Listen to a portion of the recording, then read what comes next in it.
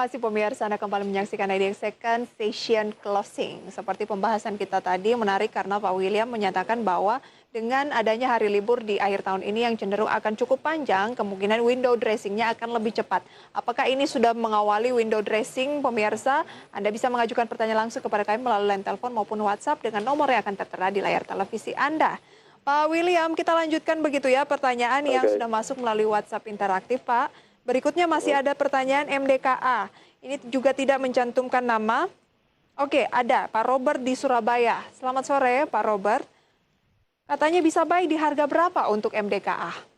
Untuk MDKA bisa buy di harga berapa? 1.900 sampai dengan 1.935 closing saat ini bisa dibeli. Target 2.000 sampai dengan 2.100. 2.000 sampai dengan 2.100. Oke. Secara jangka panjang, sebenarnya emiten-emiten komoditas khususnya tambang emas seperti MDKA ini cukup prospektif tidak, Pak? Ya mengikuti harga emasnya aja sih. Nanti ketika harga emasnya turun, mereka turun juga.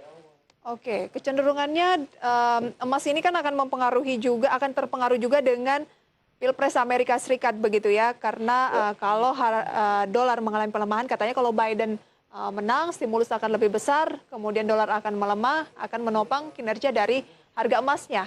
Menurut Anda Betul. seperti apa, Pak? Betul banget itu. Jadi kalau dolar melemah, investornya atau pelaku pasar di sana juga akan kembali pada safe haven, yaitu emas. Dan kalau kita lihat kan pergerakan harga emas itu biasanya kayak siklikal. Tahun ini kan kenaikannya cukup signifikan. Meskipun misalnya Biden benar-benar menang nih Pak William, apakah menurut Anda tahun 2021 kalau MDKA ditahan cukup lama begitu, tren dari harga komoditas emas masih akan semengkilap tahun 2020 ini? Saya kira masih bisa. Masih bisa ya? Masih bisa. Baik, jadi masih bisa melakukan pembelian ke MDKA. Melihat analisis dari Pak William sejak tadi ini, tampaknya memang selain saham pilihan yang Anda berikan, cukup banyak saham-saham yang masih bisa dilakukan pembelian ya Pak? Masih banyak. Oke, kita beralih ke pertanyaan berikutnya nih Pak, dari Ibu Erni. Selamat sore Ibu Erni, mau nanya BES dan juga LPKR. Banyak yang tertarik dengan properti hari ini setelah Pak William merekomendasikan tadi SMRA. Kalau BES seperti apa Pak? BES ini lagi masuk jenuh ya, jadi dia sudah menguatnya itu sekitar bulan September awal, itu lumayan tinggi, saat ini sedang masa jenuh, jadi dia ada potensi untuk menurun. Namun kalau mau dibeli ya bisa aja, kita tinggal cari supportnya aja, dan secara technical support BES itu ada pada 161, itu bisa jadi area beli untuk BES. Lalu targetnya sampai pada 200 tertingginya. Oke, jadi bisa dilakukan buy on weakness dengan target 200 ya? Iya. Lebih menarik BES atau LPKR? BES atau LPKR? Saya lebih tertarik dengan LPKR mengingat BES ini kan sudah naik duluan lagi masa jenuh, sedangkan LPKR memang baru mulai uptrend. Oke, jadi peluangnya lebih besar di LPKR ya? Ya.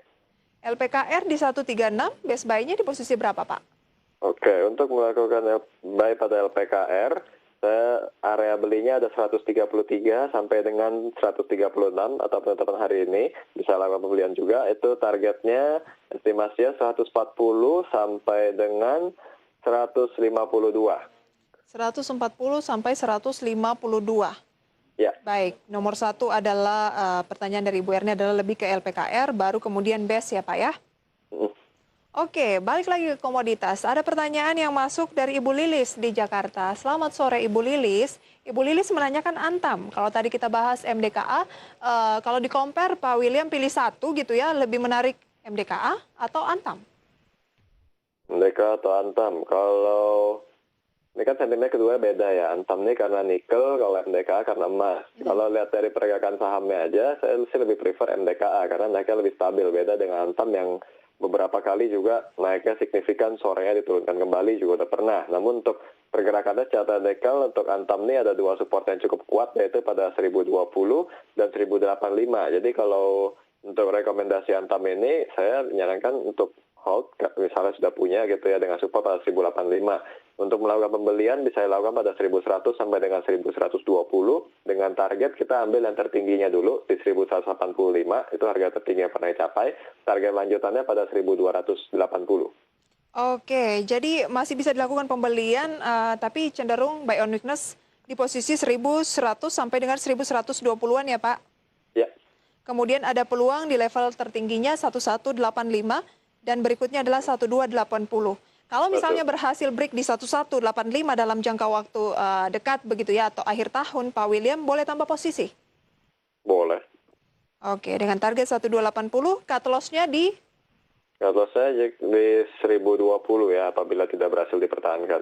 1020 adalah level cut loss untuk Antam, pemirsa. Kemudian bagaimana dengan BRIS? BRIS juga cenderung mengalami pergerakan yang cukup volatile belakangan ini. Menurut Pak William, Oke. gimana untuk BRIS? BRIS ini masih riskan karena saya melihat kalau secara teknikal masih ada gap di 1125 dan kecenderungan saham-saham di Indonesia itu kalau ada gap akan ditutup. Jadi saya lebih menyarankan untuk wait and see pada BRIS. Apabila dia menurun ke 1125 dan bertahan, baru kita lakukan pembelian. Targetnya itu sampai pada 1500. Potensial upside-nya lumayan tinggi, cuman tinggal tunggu aja gapnya dia tutup.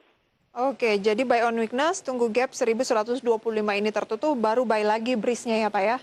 Ya. Kita lihat bahwa dalam satu pekan ini BRIS sudah turun sekitar 0,4% dan dalam hari ini saja 2,77%.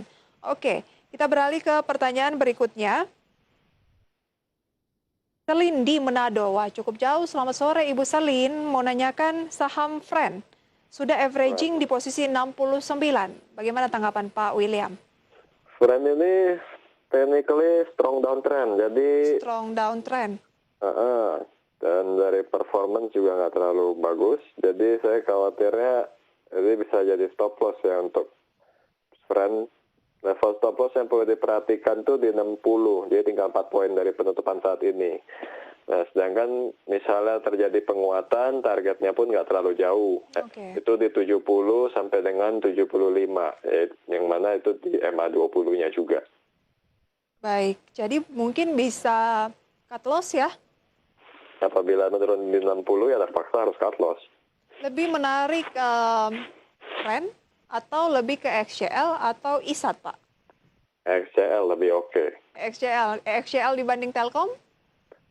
Dibanding dengan Telkom, saya tetap lebih prefer ke XL.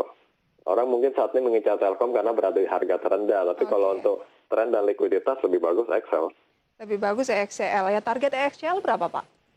Untuk target XCL itu ada pada di 2340 terdekatnya. Apabila berlanjut 2500 menjadi target selanjutnya. Berarti bisa buy current price? Bisa? Oke, itu mungkin bisa menjadi alternatif lain ya bagi Anda yang suka emiten-emiten infrastruktur khususnya telekomunikasi. Sebelum kita akhiri Pak William, apa tips untuk pemirsa di minggu depan? Oke.